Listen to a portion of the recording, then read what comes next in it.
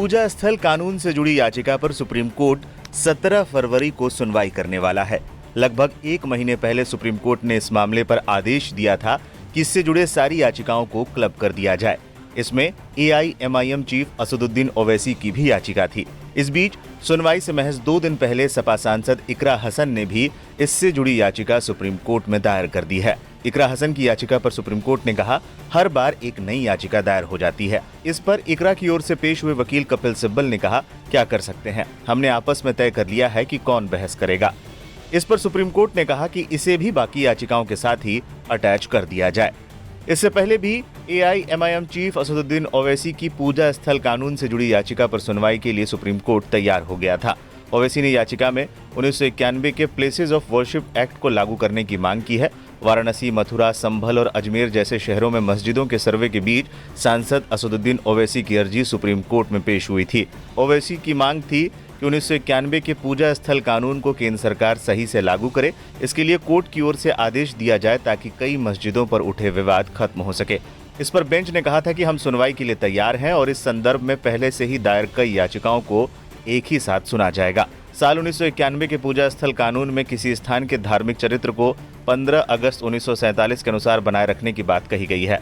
Chief justice Sanjeev Khanna और justice Sanjay Kumar की पीठ ने आदेश दिया था कि ओवैसी की नई याचिका को इस मामले में लंबित मामलों के साथ ही अटैच किया जाए और कहा था कि मामले की सुनवाई 17 फरवरी को की जाएगी। याचिकाओं पर 12 दिसंबर को हुई थी आखिरी सुनवाई। केस से जुड़ी 6 याचिकाओं पर 12 दिसंबर को सुप्रीम कोर्ट की 3 मेंबर वाली बेंच ने प्लेसेस ऑफ वर्शिप एक्ट 1991 की कुछ धाराओं की वैधता पर दाखिल याचिकाओं पर 12 दिसंबर को सुनवाई की थी। इस दौरान बेंच ने कहा था, हम इस कानून के दायरे, उसकी शक्तियों और ढांचे को जांच रहे हैं।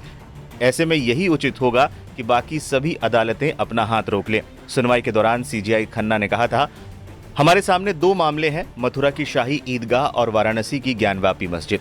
तभी अदालत को बताया गया कि देश में ऐसे 18 से ज्यादा मामले लंबित हैं, इनमें से 10 मस्जिदों से जुड़े हैं।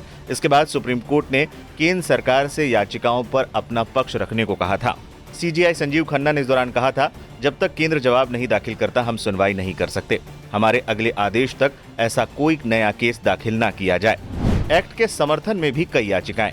प्लेसेस ऑफ वर्शिप एक्ट का समर्थन करते हुए सुन्नी मुस्लिम उलेमाओं के संगठन जमीयते उलेमाए हिंद ने 2020 में एक याचिका दाखिल कर दी थी। जमीयत का कहना था कि अयोध्या विवाद के अलावा बाकी मामलों में प्लेसेस ऑफ वर्शिप एक्ट का पालन हो, ये सुप्रीम कोर्ट ने ही कहा था। इसलिए अब इस कानून को चुनौती देने वाली याचिकाओं पर सुनवाई नहीं होनी चाहिए। जमीयत के अलावा all India Muslim personal law board, Congress प्रवक्ता आलोक शर्मा, RJD सांसद मनोज झा, NCP नेता जितेंद्र अहड़वार, CPM नेता प्रकाश करात समेत कई लोगों ने याचिकाएं दाखिल कर मांग की है कि प्लेसेस ऑफ वर्शिप एक्ट को चुनौती देने वाली सभी याचिकाओं को सुप्रीम कोर्ट खारिज कर दे। उन्होंने कहा है कि ये कानून भारत के धर्मनिरपेक्ष ढांचे के मुताबिक है।